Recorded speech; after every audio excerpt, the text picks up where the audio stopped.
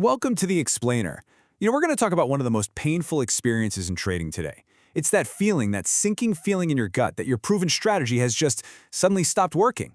But what if the strategy isn't the problem at all? What if the real issue is how we deal with not knowing what's going to happen next? This quote right here, it nails a cycle that pretty much every trader has gone through. Your strategy hits a totally normal, predictable drawdown. But that discomfort starts to kick in, right? Your mind just starts racing, trying to find a reason, find a fault. Oh, the stop is too wide, or this time frame is all wrong now, or this indicator is lagging. And so, what do? You change something. You tweak a parameter, you start over, and in that moment, you abandon the very edge you were trying to build. And, so often, it's right before it was about to pay off. So, this brings us to our first really big idea. We have to completely reframe how we think about this feeling of uncertainty. Instead of seeing it as some kind of warning sign that everything's broken, we need to start seeing it as proof that we're actually in exactly the right place. And here it is. This is the central paradox of trading. Your edge, your entire potential for making a profit, it only exists because the outcome is uncertain. Think about it. If every single trade was a guaranteed win, there'd be no opportunity, no spread, no edge whatsoever. The market would be perfectly efficient. So that anxiety you feel, it's not a bug, it's a fundamental feature of the very environment where profit is even possible. This slide just lays it all out. The huge difference in mindset. The amateur feels that uncertainty and immediately thinks failure. Their gut instinct is to get rid of it, to make it stop. But the professional? They see the raw material of their business. That feeling of discomfort is the signal that other people are acting on fear, on impulse, and that's what creates the mispricings that a good system is designed to capture. So the crucial point here is this.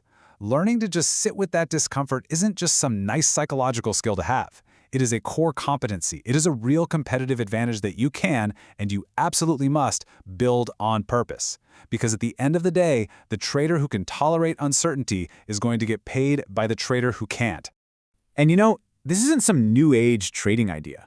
This skill of just patiently sitting in doubt has been seen as a source of wisdom and power for centuries. Let's look at two concepts from way back that describe this exact skill perfectly. First up, from the poet John Keats of all people, we get this idea of negative capability. He saw it in Shakespeare, this amazing ability to just stay in the question, to resist that desperate, almost irritable need your mind has for a quick and easy answer. It's all about letting a deeper understanding come out over time, instead of forcing a conclusion that isn't ready. And this connects beautifully to a similar idea from the ancient Stoics, epike. Now, this is an active, deliberate discipline of just suspending your judgment. You're not ignoring what's happening, but you are refusing to make a final call until you have enough evidence. You just withhold the verdict.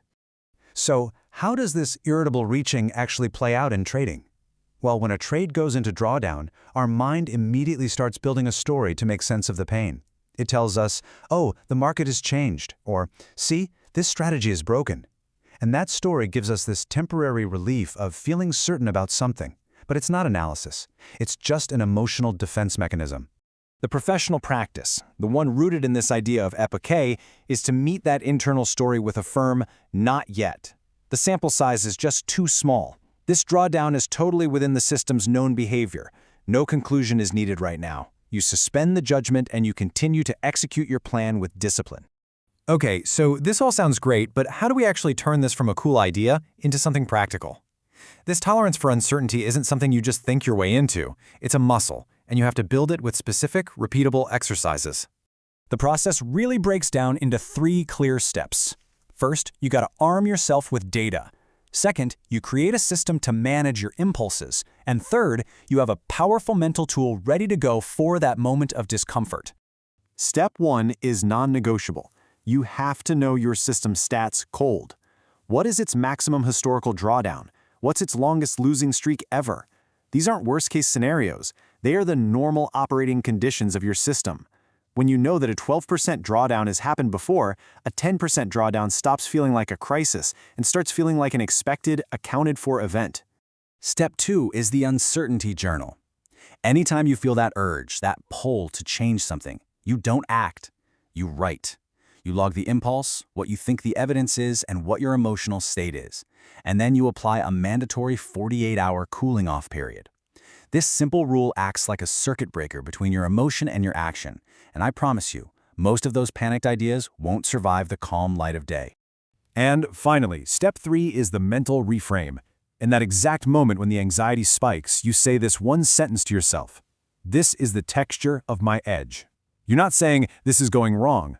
You're reminding yourself that this uncomfortable feeling is the condition your system was designed for.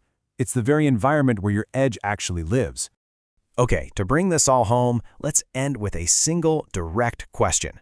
A question that turns the lens right back on your own process and your own decisions.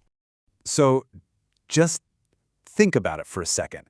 The last time you did this. The last time you changed your trading approach in the middle of a drawdown, what was the sample size? How many trades had happened since things went south? At that exact moment you decided to make a change, what was the data set you were basing it on? Can you put a number on it? And that really leads to the final, most important question. Was your decision to change the system driven by a statistically significant amount of data, or was it driven by that overwhelming need to just make the uncomfortable feeling of uncertainty go away? You know, if you can't answer that last question with a hard number, then you likely changed your strategy based on a feeling. And that feeling is probably what's sabotaging your edge. The ultimate test of a system isn't whether it avoids drawdowns. It's whether you can survive its normal, predictable drawdowns without interfering. The system that's allowed to operate through uncertainty is the one that eventually gets the chance to prove itself. So let it.